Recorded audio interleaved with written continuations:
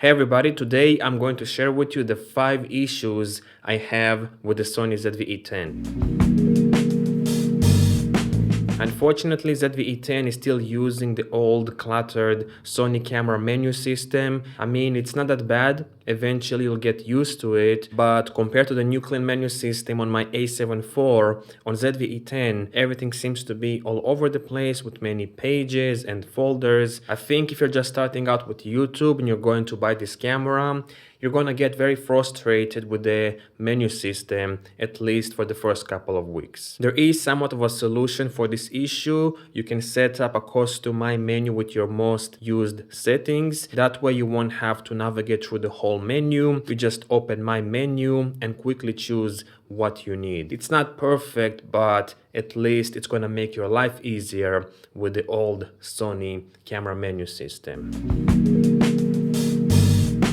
ZV-E10 is designed specifically for vloggers, however, it has about 40% crop when using steady shot stabilization. For a vlog camera, it doesn't make any sense. If I am vlogging, stabilization is one of my top feature priorities, and having 40% crop on the ZV-E10 is like not having stabilization at all. This is how the stabilization crop looks like on my Tamron 11 to 20mm lens filming in 11mm. Look at the difference. On the clip without the stabilization, you can clearly see me and my surroundings. Obviously it's shaky, but the composition can't get better than this for vlogging. Then on the stabilized clip, it's more stable, but it's a completely different composition. Basically, my 11mm turned into a 16mm lens. A solution for this problem can be using a gimbal and not relying on steady shot stabilization at all.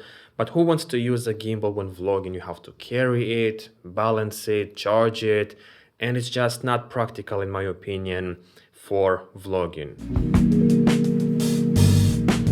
The rolling shutter performance on the ZV-E10 is horrible. There is no other way to put it. For me personally, it's not really a big issue because most of the time my ZV-E10 sits on a tripod. But if you're someone who likes to do quick pans with the camera, or you have subjects moving really quickly in the frame, the rolling shutter performance on the ZV-E10 will definitely affect your workflow. A possible solution is to use a rolling shutter fix tool in your video editing software. I use Final Cut Pro and I can easily reduce most of the rolling shutter with a couple of clicks.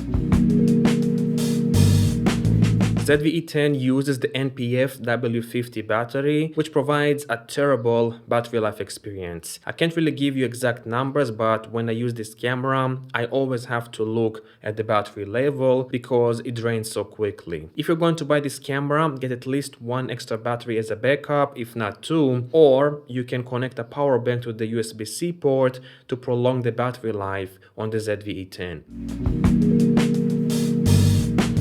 One thing that really affects my user experience with the ZV-E10 is the abysmal display quality. To put it simply, you can't rely on this screen to measure anything, not colors or exposure. What you're seeing on the display versus the actual results on the SD card is like a night and day difference. Honestly, it's kind of motivating. When I use the ZV-E10, doesn't matter if I'm going to properly expose my shots or set the white balance correctly. On the actual display of the ZV-E10, it will look horrible. But then if I bring the file to my computer, to Lightroom, it looks like a totally different picture. Long story short, the display quality on the ZV-E10 sucks. Don't rely on it for colors or exposure, but use the proper tools like zebras, histogram, set your white balance correctly, and metering to get proper exposure and proper colors. And that's pretty much it for today. I hope you found this video informative and useful.